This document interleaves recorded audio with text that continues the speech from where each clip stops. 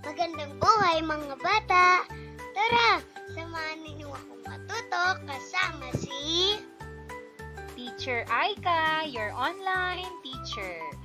Please don't forget to subscribe, like, share, and hit the notification bell for more videos.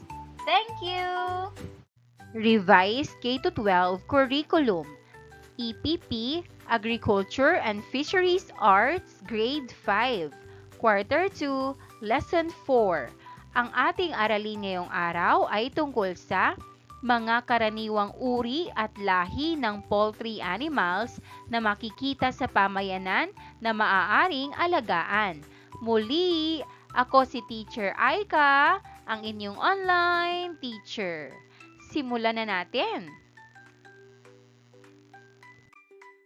Mga kasanayan at layunin. Natatalakay ang mga karaniwang uri at lahi ng poultry animals na makikita sa pamayanan na maaaring alagaan. Mga layunin, natutukoy ang iba't ibang uri at lahi ng manok, pato, itik, bibe, pabo at gangsa. Naibibigay ang mga katangian ng karaniwang uri at lahi ng manok, pato, itik, bibe, pabo, gangsa, at naiisa-isa ang mga kahalagahang dulot ng pag-aalaga ng manok, pato, itik, bibe, pabo, at gangsa. Unang araw. Magkaroon muna tayo ng isang munting balik-aral. Panuto, iguhit ang hugis puso sa patlang bago ang numero kung tama ang pahayag at tatsulok naman kung ito ay mali. Number 1. Sa pag-aalaga ng poultry animals gaya ng manok o pato, kinakailangang may sapat na kaalaman at kakayahan ang mag-aalaga ng mga ito. Sagot, puso. Number 2. Kailangan ding planuhing mabuti ang lugar o lokasyon kung saan ang aalagaan ang mga poultry animals. Sagot, puso. Number 3. Kahit anong uri ng poultry animals ay maaaring alagaan. Sagot, tatsulok. Number 4. Alamin ang mga hakbang sa natural na paraan sa pag-aalaga ng poultry animals. Sagot, puso. Number 5. Maaaring mag-alaga ng poultry animals kahit kulang-kulang ang mga kagamitan o kasangkapan. Sagot, tatsulok. Paglinang sa kahalagahan sa pagkatuto sa aralin. Panuto, lagyan ng check ang patlang kung ang hayop ay kabilang sa poultry animals at X naman kung hindi. Number 1, manok. Sagot, check. Number 2, baboy. Sagot, X. Number 3, baka. Sagot, X. Number 4, pato. Sagot, check. Number 5, pugo. Sagot, check. Paghawan ng bokabularyo sa nilalaman ng aralin. Poultry animals. Ito ay tumuturing sa mga ibong inaalagaan sa bukirin na karaniwang pinalalaki para ibenta, lutuin at kainin ang kanilang karne at itlog ng tao. Kabilang sa mga poultry ang manok, pabo, gansa, bibe, pato at kalapati. Kaugnay na paksa bilang isa, mga karaniwang uri at lahi ng poultry animals na makikita sa pamayanan na maaaring alagaan. Pagproseso ng pag-unawa. Panuto, pagmasdang mabuti ang mga larawan sa ibaba at sagutin ang mga katanungan sa iyong papel o kwaderno.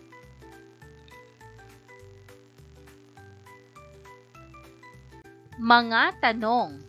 Una, kung bibigyan ka ng pagkakataon na mag-alaga ng hayop, alin sa tatlong hayop ang iyong aalagaan?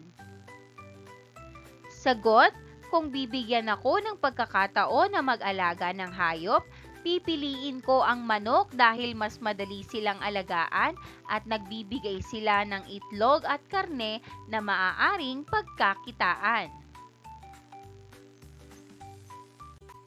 Pangalawa, alin sa kanila ang pinakamainam na alagaan? Bakit? Sagot, para sa akin, ang manok ang pinakamainam na alagaan dahil mabilis silang dumami, hindi mahirap pakainin at madaling hanapan ng tirahan. Bukod dito, malaki ang maitutulong ng kanilang itlog at karne sa pagkain ng pamilya o sa pagdagdag ng kita. Ikalawa at ikatlong araw. Pinatnubayang pagsasanay. Panuto, ilagay sa bilog ang mga poultry animals na karaniwang inaalagaan sa inyong lugar o komunidad. Ibigay ang katangian ng bawat isa. Pagkatapos, gawin ang concept map na ito. Magkaroon ng gallery walk kung saan lilibutin ng mga mag-aaral ang 4 na istasyon kung saan nakalagay ang mga iba't ibang uri ng mga poultry animals, gayon din ang kanilang mga katangian. Poultry animals. Una, manok. Madaling alagaan, nagbibigay ng itlog at karne, mabilis dumami. Pangalawa, pato. Marunong lumangoy, nagbibigay ng itlog na maaaring gawing balot, matibay sa iba't ibang panahon. Pangatlo, pugo. Maliit ang katawan, nagbibigay ng maliliit na itlog, mabilis magparami. Pang-apat, pabo. Malaki ang katawan, magandang alagaan para sa karne, mabagal dumami kumpara sa manok. Panglima, gansa. Marunong magbantay, malakas ang honk, matibay at mahaba ang buhay. At panghuli, kalapati. Magandang alagaan bilang libangan, mabilis lumipad, madaling dumami. Mga karaniwang uri at lahi ng poultry animals na makikita sa pamayanan na maaaring alagaan. Number 1, pugo. Ang pugo ay isang uri ng maliit na ibong hinuhuli o inaalagaan para kainin o paitlogin. Ang itlog ng pugo ay mahalagang sangkap sa maraming uri ng ulam at nagtataglay ng maraming sustansya. Mabilog ang katawan ng pugo at maigsi ang mga paa at leeg. Tulad ng manok, ang pugo ay magandang pagkakitaan ng pamilya dahil sa dami ng gamit ng itlog nito. Ang itlog ng pugo ay maaaring ipagbili ng nilaga at di-nilaga.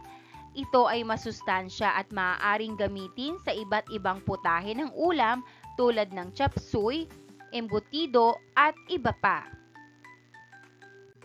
Mga lahi ng pugo. A. Kastang kano. Ang may 30 hanggang 35 araw na gulang ay karaniwang may timbang na 200 gramo. B. Kastang hapon. Ang 30 hanggang 35 araw ang gulang ay karaniwang may timbang na 100 gramo. C. Lahing tuxedo. Maitim at may puting batik ito sa dibdib at ulo. D. Lahing negro. Kulay itim at abuhing itim ito. E. Lahing silver. Kulay puti at maitim ang mga mata. F. Lahing katutubo. Matatagpuan ito sa gubat at parang. O. Meadow. G. Lahing Japanese Setter. May lahing Amerikano ito na kulay kalawang o rust at kulay kastansas o maroon sa ibabang bahagi ng ulo. H. Lahing Japanese Taiwan, kilala bilang Chinese quail. Maitim ang tiyan at batik-batik ang balahibo ng babaeng pugo. May mapupulang balahibo naman ang mga lalaking pugo. Number 2, manok. Ang manok ay isang uri ng domestikadong ibon na kadalasang kabilang sa mga pagkaing niluluto at iniuulam ng tao. Tandang ang tawag sa lalaking manok, inahin naman ang sa babaeng manok, at sisiw para sa mga inakay o anak na ibon nito. Ang mabata-batang inahin, halimbawa wala pang 1 taon, ay tinatawag na dumalaga. Ito ay tinatawag na free-range chicken na kung saan ang mga manok na ito ay maaaring mabuhay kahit saan sa bakuran. Kabilang ang mga manok sa mga poultry, mga ibong inaalagaan at pinalalaki para kainin. Manukan ang katawagan sa pook na alagaan ng mga manok sa bukid. A. Mga uri ng manok na mainam para sa karne o broiler. Una, Arbor Acre, nakapagbibigay ng masustansyang karne. Pangalawa, Hubbard, mainam alagaan dahil sa masustansyang karne nito. Pangatlo, Cobb, puti ang balahibo at kulay dilaw ang balat. B.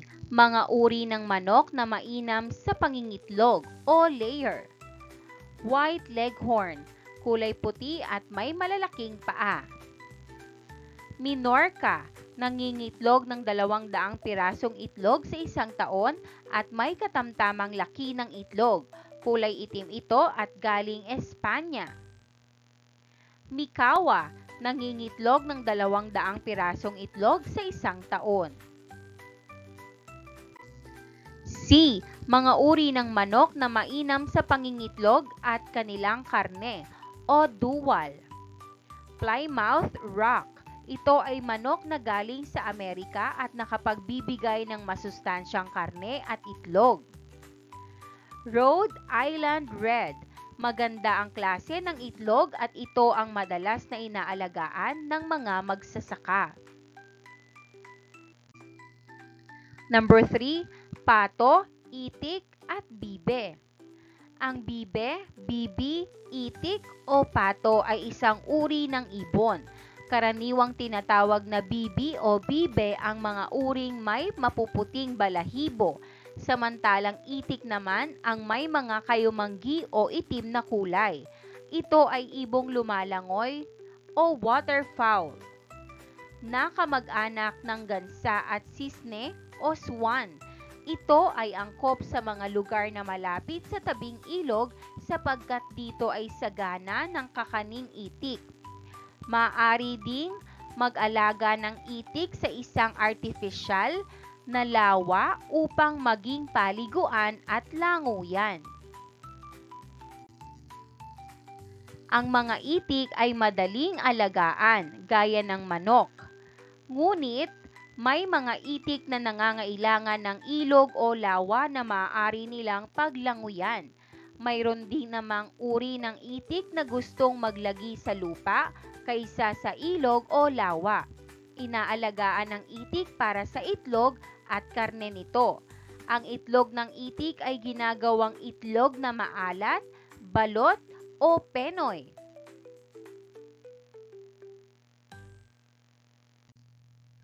Mga uri ng itik. A. Native o Pateros duck. Mas maliit ito kaysa sa imported breed. Ito ay malimit mangitlog ngunit hindi ito naglilimlim. Ang karaniwang kulay nito ay puti, itim, abo o kape. B. Muscovy duck. Kilala ito bilang pato real o bibe. Mataas ang kalidad ng karne nito. C. Peking duck. Laging nakatayo at tuwid ang leeg ng mga ito. Sa loob ng 2 hanggang 3 buwan ay maaari na itong ipagbili.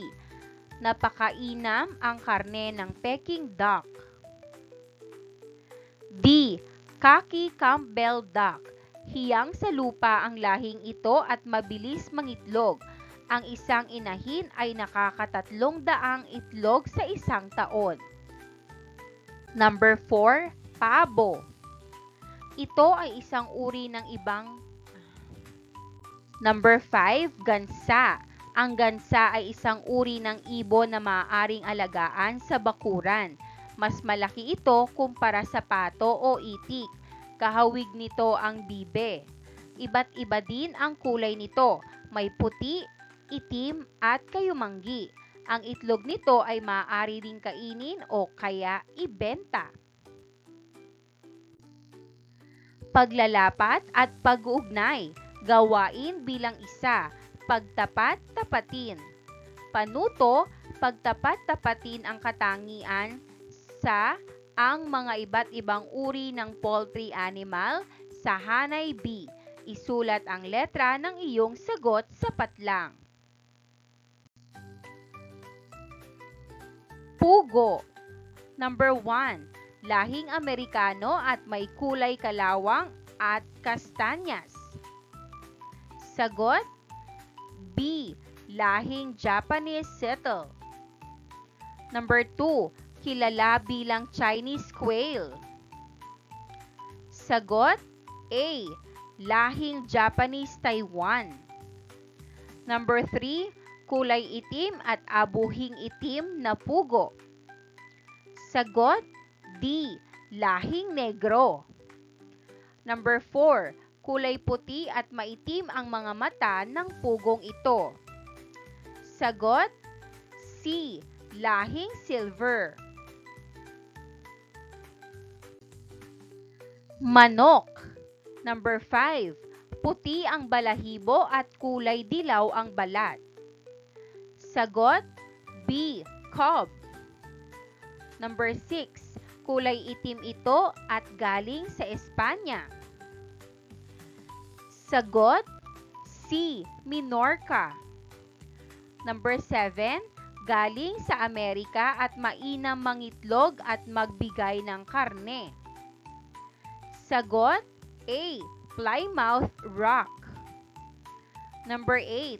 Madalas na inaalagaan ng mga magsasaka. Sagot D. Rhode Island Red. Ika-4 na araw.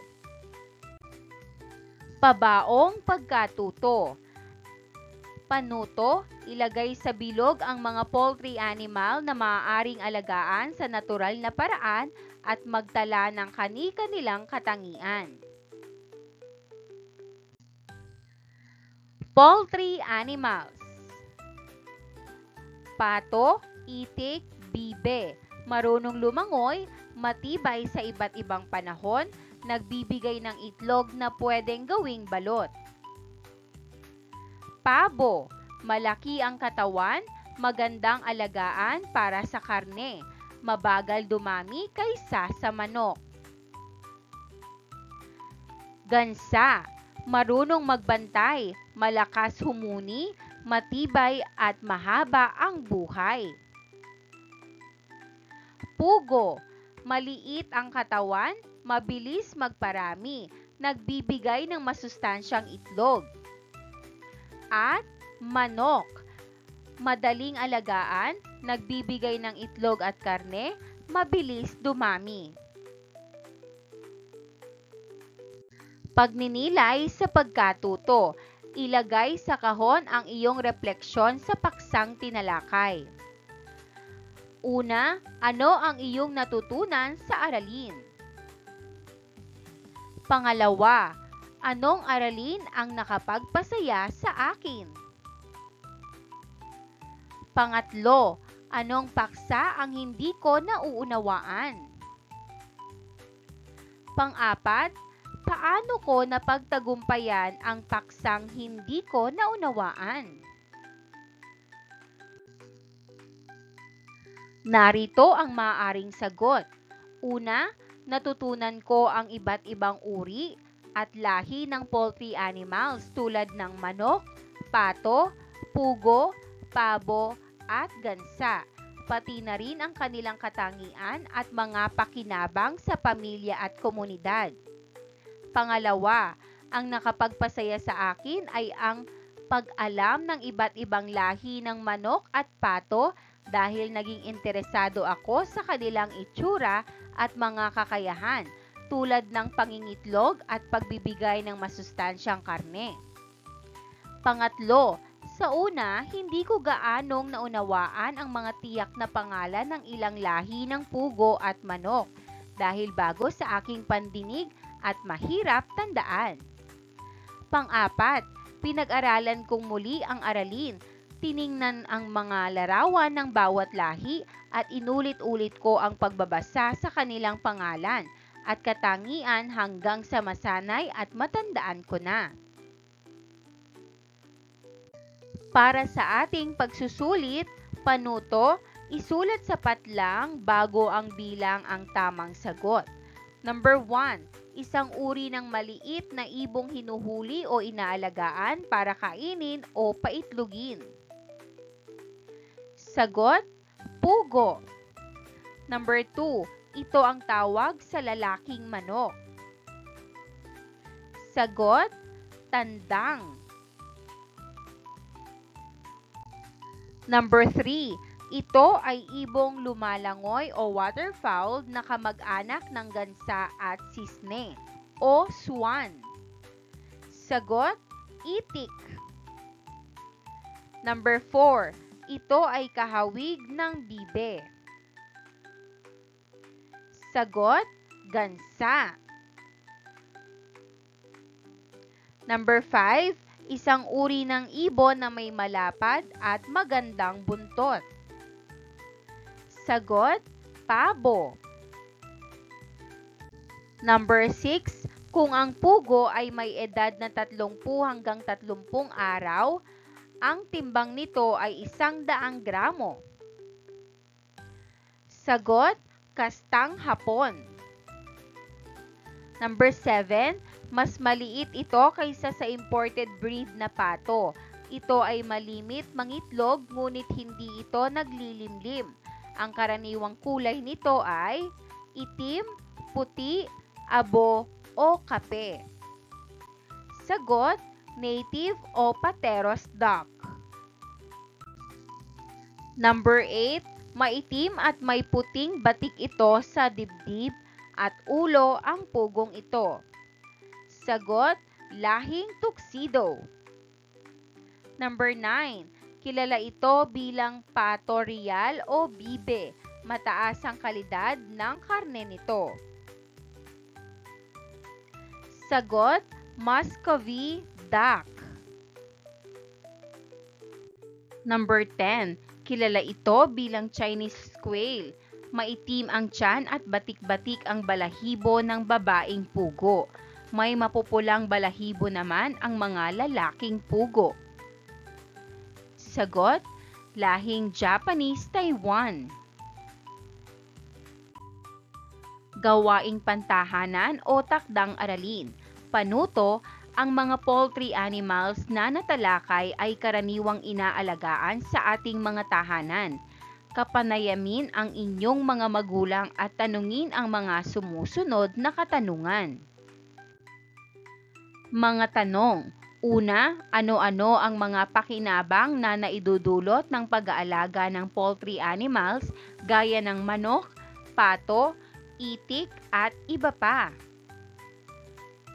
Halimbawang sagot, ang mga pakinabang ng pag-aalaga ng poultry animals tulad ng manok, pato at itik ay nagbibigay sila ng itlog at karne na pwedeng kainin o ipagbili.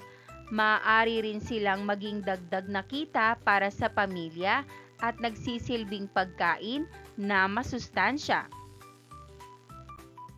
Pangalawa, ano-ano ang naitutulong nito sa inyong pamilya?